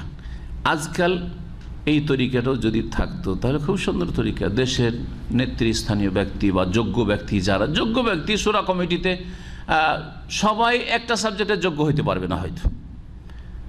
কেউ দিনের এলমে দেশের বড় আলেম ধরেন, হ্যাঁ, কেউ তাকওয়া পরহেজগারিতে দেশের বড় আলেম না হলেও তাকওয়া পরহেজগারিতে অত্যন্ত পরহেজগার, আল্লাহ ভীরু, দেশের সেই হিতাকাঙ্ক্ষী আর সুবিচার চাই, সে অত্যন্ত আল্লাহ ভীরু, মুত্তাকি পরহেজগার, তাকওয়া পরহেজগারিতে সিনিয়র একজন সদস্য এরকম হইল। কেউ ধরেন আপনার যে পররাষ্ট্রনীতি, জি হ্যাঁ, সেই বিষয়ে সে বিশেষজ্ঞ, যদিও দিনের ক্ষেত্রে তেমন জ্ঞান রাখে না, কিন্তু সর্বনিম্ন সে একজন মুসলিম নামাজি, হ্যাঁ, আর বড় বড় দুর্নীতি তার নাই, পাপী নয়, একবারে মোটামুটি চলার মতো একজন মুসলিম, তাহলে সেও সদস্য হতে পারে, কারণ তারও প্রয়োজন আছে এই ক্ষেত্রে হয়তো পরামর্শের। এইভাবে দেশের আরও বিভিন্ন সাবজেক্ট রয়েছে দেশ পরিচালনার জন্য। ধরেন একটা বিচার বিভাগ সম্পর্কে বা অর্থনীতি সম্পর্কে বিশেষজ্ঞ ব্যক্তি একজন ওইরকম সদস্য হলো।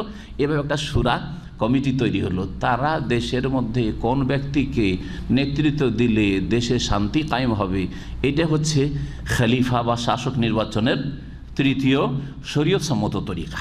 এটা হচ্ছে শূরার তরিকা। চতুর্থ তরিকা হচ্ছে জোরপূর্বক নেতৃত্ব দখল করা।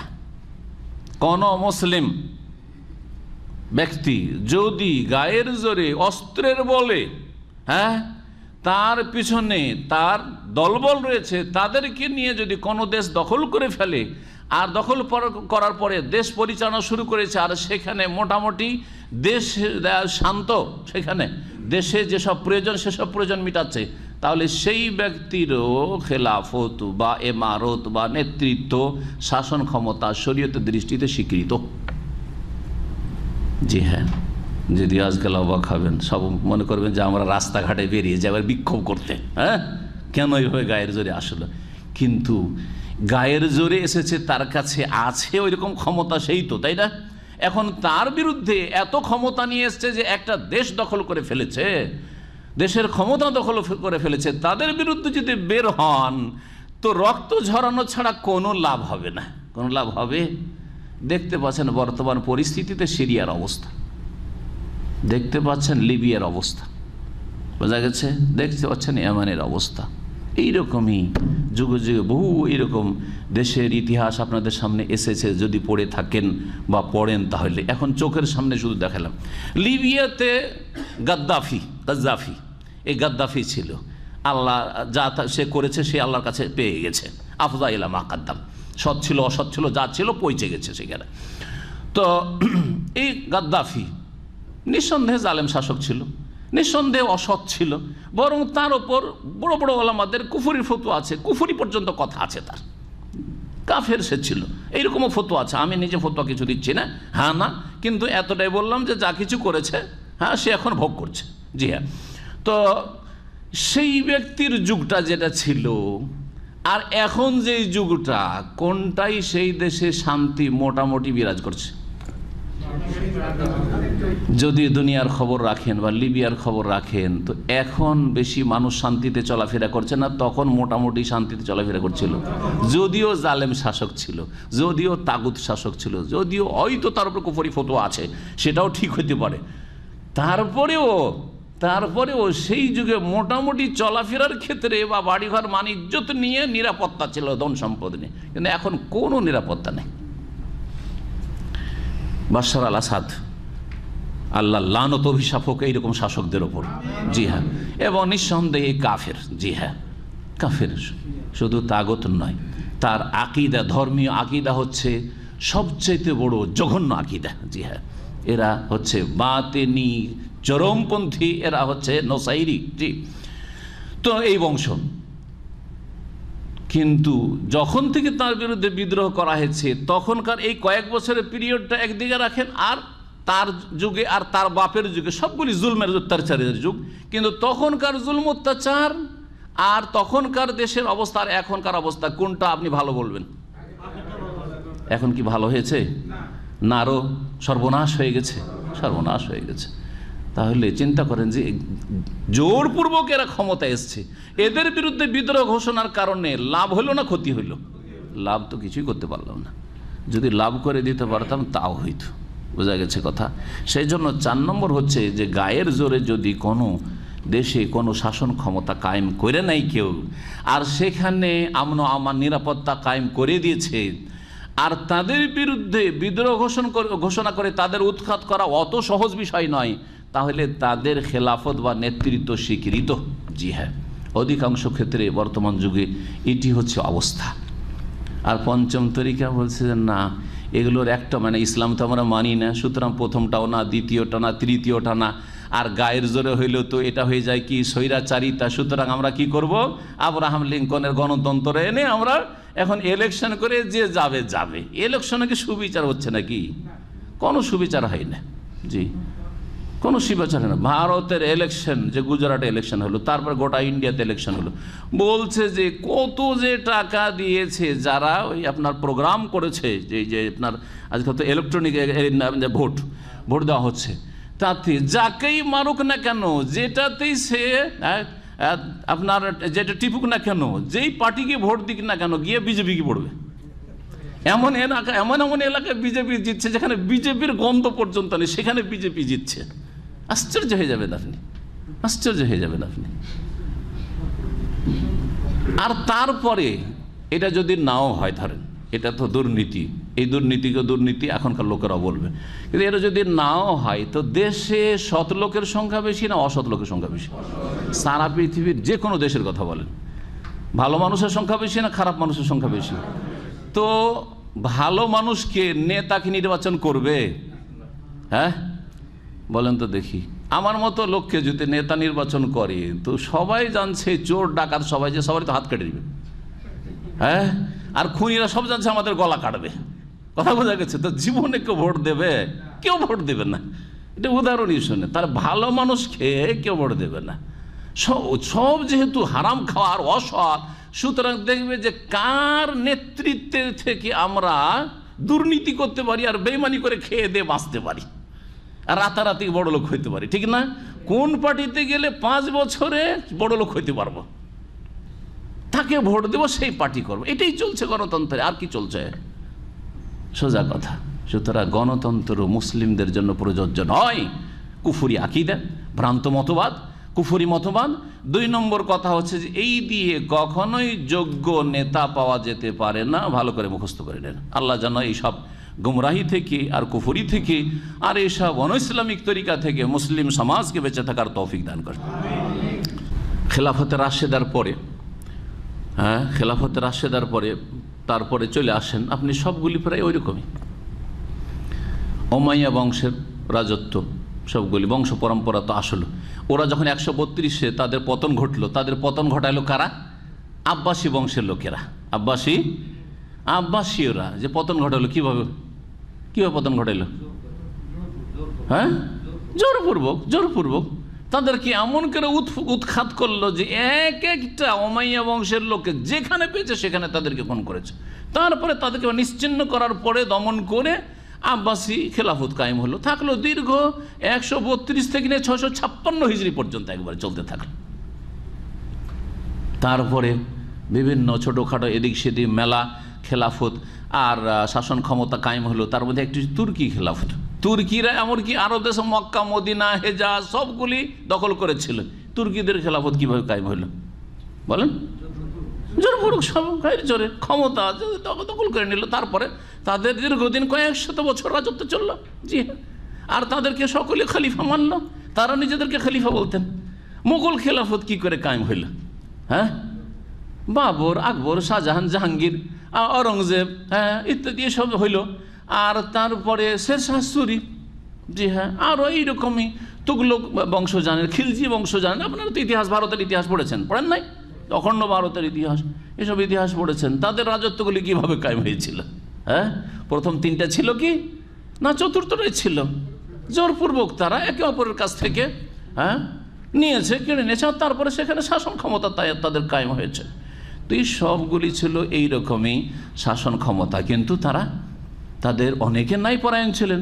বাদশাহ অরঙ্গজেব আলমগীর আল্লাভীরু শাসক ছিলেন এবং তার যুগ 50 বছরের যুগ। 50 বছরের রাজত্ব, এত সুবিচার কায়েম হয়েছিল যে হিন্দুরাও চাইছিল যে এইরকমই সুবিচার থাক। হিন্দুরা ন্যায্য অধিকার পেয়েছে মুসলিম শাসকদের কাছ থেকে, হিন্দু রাজা মহারাজাদের কাছ থেকে কখনো পায়নি। জি, তো কথা হচ্ছে যে এগুলো হচ্ছে শরীয়তের বিধিবিধান। এই বিষয়গুলির ক্ষেত্রে কথা লম্বা হয়ে গেছে, আলোচনা এখানেই শেষ করব। আর 2-1টি কথা বলে এই হাদিস সম্পর্কে, এই হাদিসের ব্যাখ্যা সম্পর্কে। সীমালঙ্ঘন, বাগি যেটাকে বলা হয়, বাগাওয়াত, এর বিভিন্ন অর্থ এসে থাকে। একটা হচ্ছে জুলুম করা, একটা হচ্ছে বিশৃঙ্খলা সৃষ্টি করা, সাইবিল ফাসাদ, একটা হচ্ছে সত্য থেকে সরে যাওয়া বা ন্যায় সঙ্গত আচরণ থেকে সরে যাওয়া ইত্যাদি ইত্যাদি, যাতে পৃথিবীতে বিপর্যয় সৃষ্টি হয়। এখানে যে বাগাওয়াতের কথা আলোচনা হয়েছে সেটা হচ্ছে মুসলিম শাসকের বিরুদ্ধে অন্যায়ভাবে অস্ত্র নিয়ে বেরিয়ে পড়া। যদি এইরকম কাজ করে, বলছেন কোন জাতি যদি এইরকম কাজ করে, ওয়াখারাজু আলা আনিত আতে, আর মুসলিম শাসক আনুগত্য থেকে বেরিয়ে যায়, তাহলে ইমাম মুসলিম শাসক তাদেরকে ডেকে তাদের সংশয় দূর করবে। আর তারপরে যদি মানতে না চায় তাহলে তাদের বিরুদ্ধে লড়াই শুরু করবে। এই বিষয়গুলি একটু আগেও বললাম। বাগী এবং ডাকাত, এদের মাঝে কিছু কিছু পার্থক্য আছে। বাগী দেশদ্রোহী আর ডাকাত, ছিনতাইকারী, এই ধরনের যারা অপরাধী, এদের মাঝে কিছু কিছু পার্থক্য রয়েছে, তাদের বিভিন্ন ভাগগুলি করা হচ্ছে। এইরকমই খারিজি আর একটা দল। এই পার্থক্যগুলি এখানে উল্লেখ করেছেন ভাষ্যকার, তা আপনাদের সামনে উল্লেখ করে দিই। কেউ যদি মুসলিম শাসকের আনুগত্য থেকে বেরিয়ে পড়ে অস্ত্র ধারণ করি, আর মুসলিম দল থেকে বিচ্ছিন্ন হয়ে যাওয়া, ফারাকাল জামাত ফাসাজ জান জামাতহিম, মুসলিম জামাতে মানে মুসলিম শাসকের দলে থাকলো না, ফাকাদ যাকার আল আলামাও আন্নাহুম আলা আহাদু আসনাফিন আরবা, তাহলে তারা 4 ভাগে বিভক্ত। অর্থাৎ সরকার বিরোধী যাদের তৎপরতা রয়েছে, সরকার বিরোধী বা শাসক বিরোধী বা শাসন বিরোধী যারা তৎপরতায় লিপ্ত, তারা হচ্ছে 4 ভাগে বিভক্ত। 1 নম্বর হচ্ছে কওমুন খারাজু আলাল ইমামে অত আতি বেলা তাউইলিন ফাহাওলাই কোত্তাউ তারিক। এমন একটা হয়তো ক্ষুদ্র দল, যেই দলটি মুসলিম শাসকের বিরুদ্ধে অস্ত্র নিয়ে বেরিয়েছে, মুসলিম শাসকের আইন কানুন মানে না, কিন্তু তাদের কাছে কোনো সংশয় বা যুক্তি নেই। কেন বেরোলো? পয়সার জন্য। হ্যাঁ, পয়সার দরকার, এখন পয়সা ডাকাতি করে পয়সা অর্জন করবে, পয়সা উপার্জন করবে, তো সেই জন্য বেরিয়েছে। এদেরকে কি বলা? ফাহা ওলায় কোত্তাউ তারিক, এদেরকে ডাকাত বা ছিনতাইকারী বলা। এরা হচ্ছে ডাকাত। 2 নম্বর হচ্ছে খারাজুবে তাউইলিন, মুসলিম শাসকের বিরুদ্ধে বিদ্রোহ ঘোষণা করেছে, বেরিয়েছে, আইন অমান্য করেছে বা মুসলিম শাসকের বিরুদ্ধে অস্ত্র ধারণ করেছে, কিন্তু তাদের কাছে তাউইল রয়েছে, মানে কিছু যুক্তি বা সংশয় রয়েছে, যেগুলোকে তারা দলিল প্রুফ হিসাবে তারা পেশ করছে যে এই জন্য আমরা অস্ত্র ধরেছি সরকারের বিরুদ্ধে। ইল্লা আন্নাহু নাফারুন ইয়াসির লা মান আতালাহুম, তবে যেই দলটি বেরিয়েছে সেই দলটি হচ্ছে বড় ক্ষুদ্র দল, 2-4 10 জন 20 জন মাত্র গোটা দেশে বিদ্রোহ ঘোষণা করেছে। এইরকম কাল আশারাও না হবে, যেমন 10 জন লোক, সারা দেশে যদি 10-20 জন লোক বিদ্রোহ ঘোষণা করে, তো সরকারকে পাল্টাতে পারবে নাকি? উৎখাত করতে পারবে? কখনো পারবে না, ঠিক না? জি। ফাহুকমুহুম হুকমু কাত্তাই তারিক বা কুত্তাই তারিক, তাদের বিধান হচ্ছে ডাকাতের মতো। তাদের বিধানও, যদিও তাদের কাছে সংশয় ছিল যে এই সরকার হয়ে গেছে তাগুত, সরকার হয়ে গেছে জালেম, সরকার হয়ে গেছে এইরকম, সেই জন্য আমরা অস্ত্র ধরেছি, কিন্তু তাদের সংখ্যা হচ্ছে একেবারে অল্প, সেজন্য এদেরও বিধান হচ্ছে ডাকাতের মতো বিধান। ডাকাতের বিধান যেটা শরীয়তে রয়েছে সেটা তাদের ক্ষেত্রে সরকার বাস্তবায়ন করবে। 3য় হচ্ছে কওমুন খারাজু আলাল ইমাম, 3য় অবস্থা হচ্ছে যে এমন একটি দল শাসকের বিরুদ্ধে অস্ত্র নিয়ে বেরিয়েছে, ওয়া রামু খালআহু বিতাউইলিন সাইগিন, তাদের কাছে যুক্তিও রয়েছে যে আমরা কেন অস্ত্র ধরেছি সরকারের বিরুদ্ধে, এবং তারা এই যে যুক্তি পেশ করছে সেই যুক্তিতে তারা ন্যায়সঙ্গত হইতে পারে, আবার অন্যায়ও তাদের যুক্তি হতে পারে।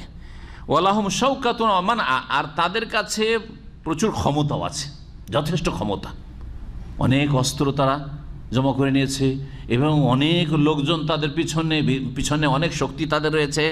ফাহাউলাহুমুল বগাত, এদেরকেই বগাত বা বাগী বিদ্রোহী বলা হয়, এদেরকেই বিদ্রোহী বলা হয়। দেশে 10-20 জন অস্ত্র ধরলে তাদেরকে বিদ্রোহী বলা হয়নি, কিন্তু যখন বড় একটা দল সরকারের জন্য একটা বড় ঝুঁকিপূর্ণ অবস্থা সৃষ্টি করেছে, তখন সেই দলটি কি বলা হয়? বাগী বা বিদ্রোহী দল বলা হয়। ফা আলাল ইমামে আন ইউরাসিলাহুম, এখন করণীয় কি? মুসলিম শাসকের খলিফার, মুসলিম শাসকের উচিত হবে তাদেরকে চিঠিপত্র প্রদান করবে, চিঠিপত্র লিখবে। ওয়ায়ানজুরু মা ইয়াদদাউন, এবং তাদের চাইবে যে তোমরা উত্তর দাও, যদি ধরতে না পারে, হাতের নাগালে থাকলে ধরে নিয়ে আসবে, তারপরে তাদের জিজ্ঞাসাবাদ করবে, আর যদি ধরতে না পারে তাহলে তাদেরকে চিঠিপত্রে যে তোমাদের অভিযোগটা কি, অসুবিধাটা কি বলো, তোমাদের যেসব কমপ্লেন আছে লিখো, তাহলে সেগুলির যদি অযৌক্তিক হয় তাহলে সেগুলো নিরসন করবে, আর যদি যুক্তিসঙ্গত হয় তাহলে সরকার মেনে নেবে, ওগুলো সরকারের মেনে নেওয়া উচিত সেই ক্ষেত্রে।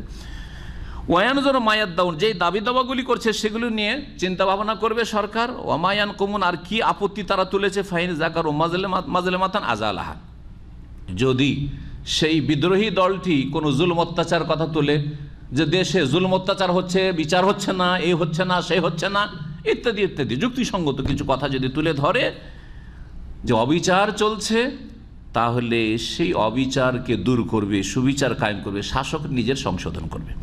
ওয়াইন জাকার উসুবহাতান কাশাফা, আর যদি কোনো এমন সংশয় থাকে আসলে ভুল বুঝাবুঝি হয়েছে, তাহলে সেই সংশয় নিরসন করবে, না তোমরা ভুল বুঝেছো, আসলে ব্যাপারটা এইরকম নয়, আসলে অনেক সময় এরকম হয়। ফাইন ফাউ, তারপরে যদি ফিরে যায় তাহলে ফিরে গেল, ভালো কথা, যে আর বিদ্রোহ ঘোষণা করব না, ক্ষান্ত হয়ে গেলাম। ওয়াইল্লা কাতালাহুম ওজুবান, আর না হলে এই বিদ্রোহী শক্তিশালী দলের বিরুদ্ধে সরকার সশস্ত্র অ্যাকশন নেবে, লড়াই করবে। ওয়ালা রাইয়াতিহি ইআনাতুহু, জনগণের ওপর ফরজ হবে মুসলিম শাসকের সাহায্য করা, বিদ্রোহীদের সাহায্য করা নয়। এটাও ভালো করে শুনেন। আমরা অনেকেই আগেই থেকেই মন মেজাজ তৈরি করে রেখেছি যে কোনো কিছু হইলে সরকার বিরোধী একটা ভূমিকা নিতে হবে। না না না, এটা তরিকা নয়, এটা অশান্তি আরও সৃষ্টি করবে, এটা আরও অশান্তি সৃষ্টি করবে। কোথাও শান্তি কায়েম হয়নি এভাবে। জনগণের উচিত হবে সরকারের সমর্থন করা।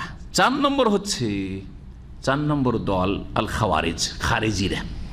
খারেজি যারা আজকাল বলা হচ্ছে মুসলিম দেশে যারা চরম পন্থা অবলম্বন করেছে, কট্টরপন্থী, চরমপন্থী, যারা সন্ত্রাসী কর্মতৎপরতায় অন্যায়ে লিপ্ত, মুসলিমকে খুন করা হালাল মনে করে, মুসলিম শাসককে, মুসলিম বিচারপতিদেরকে, মুসলিম আদালতের কর্মকর্তাদেরকে, মুসলিম প্রশাসনে যারা আছে দায় দায়িত্ব আছে তাদেরকে, তাদের রক্তকে হালাল মনে করে। এই রকম কেন হালাল মনে করে?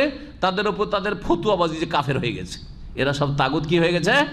কাফের হয়ে গেছে। আগেরগুলো কিন্তু যারা বেরিয়েছিল সরকারের বিরুদ্ধে তারা কিন্তু কুফরির ফতোয়া দেয়নি। আর খারেজিরা কি করে? খারেজিদের সংঘাতে আছে যে তারা কুফরির ফতোয়া দেবে যে সরকার কাফের, সুতরাং এই সরকার থাকবে না, একে রাখবো না।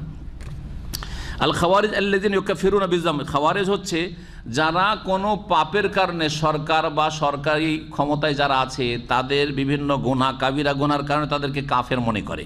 ওয়াস্তাহিল্লুনা দিমা আল মুসলিমিন, মুসলিমদের রক্তকে হালাল মনে করে যে একে খুন করা হালাল, একে মারা হালাল। আর তাদের ধন সম্পদকে হালাল মনে করে, ধন সম্পদকে হালাল মনে করে, এই জন্যই সংযোগ করা আর ভাঙচুর করা আর এই সেই করা, অফিস আদালতে হামলা করে দেওয়া, থানাতে হামলা করে দেওয়া, আর এইসব মারামারি করা পুলিশদের সাথে, এগুলিকে জায়েজ মনে করে নিয়েছে আজকাল মানুষ, জায়েজ মনে করে নিয়েছে। জি, হিতে লাভ কী করছেন? ক্ষতি করছেন দেশের, দেশের ক্ষতি ছাড়া কিছুই না। ফাহাওলাই ফাসাকা, এই খারেজিরা হচ্ছে ফাসিক, ইয়াজুজু কিতালুহুম ইবতিদাআন। এই খারেজিরা যারা কুফরির ফতোয়া দিয়ে রক্ত হালাল মনে করছে, এদেরকে আর বুঝাবার দরকার নেই, প্রথমেই এদের বিরুদ্ধেই সশস্ত্র অ্যাকশন নেবে সরকার। কিন্তু বাগীদের ক্ষেত্রে যারা কুফরির ফতোয়া দেয় না কিন্তু কিছু অভিযোগ আছে, আপত্তি আছে, সেজন্য তারা অস্ত্র ধরেছিল সরকারের বিরুদ্ধে, তাদেরকে ডেকে বুঝাবে, তাদের দাবি দাবা যদি ন্যায়সঙ্গত থাকে তাহলে দাবিগুলো পূরণ করবে ইত্যাদি ছিল। এদের সম্পর্কে বলছেন যে এদের বিরুদ্ধে, খারেজিদের বিরুদ্ধে সরকার অস্ত্র ধারণ করবে যদি দেখে যে অস্ত্র ধারণ না করলে এদেরকে দমন করা যাচ্ছে না। আর যদি দেখা যায় যে না, এদেরকে ধরে নিয়ে এদেরকে বন্দি করে দিলেই দেশে শান্তি মোটামুটি বিরাজ করবে, তাহলে এদেরকে বন্দি করে যাতে এদের অনিষ্ট থেকে দেশ মুক্ত থাকে। এই ছিল 4 ভাগে বিভক্ত যারা সরকার বিরোধী কর্মতৎপরতায় লিপ্ত তাদের। আর এখানে আজকের আলোচনা শেষ করছি। আল্লাহ রাব্বুল আলামিন যেন আমাদেরকে কোরআন সুন্নাহ মোতাবেক জীবনের প্রতিটি বিষয় বুঝার তৌফিক দান করেন এবং সেইভাবে আমাদেরকে পরিচালনার তৌফিক দান করেন। আল্লাহ আমাদেরকে যেন ন্যায়পরায়ণ ভালো শাসক দান করেন, মুসলিমদের নেতৃত্বে যেন সৎ লোকের হাতে আল্লাহ দেন এবং আমাদেরকে তার আগে সৎ জীবনযাপনের তৌফিক দান করেন। কারণ আমরা যদি সৎ না হয় তো আমাদের নেতা কখনো সৎ হবে না। সুতরাং আল্লাহ যেন মুসলিম জনগণকে সৎ নেক জীবন গড়ার তৌফিক দান করেন, আমাদেরকে নেক পরিবার, ভালো পরিবার, ইসলামিক পরিবার গঠনের তৌফিক দান করেন, আমাদের ব্যক্তি জীবনকে আল্লাহ সুন্দর করার তৌফিক দান করেন, আমাদের সকলকে আল্লাহ রাব্বুল জান্নাতের পথে থাকার তৌফিক দান করেন, দুনিয়ার সমস্ত ফিতনা ফাসাদ থেকে আর অশান্তি থেকে আল্লাহ আমাদের হেফাজতে রাখেন। ওয়া সাল্লাল্লাহু ওয়া সাল্লাম নবিয়ানা মুহাম্মদ ওয়া আলা আলিহি ওয়া সাহবিহি আজমাইন।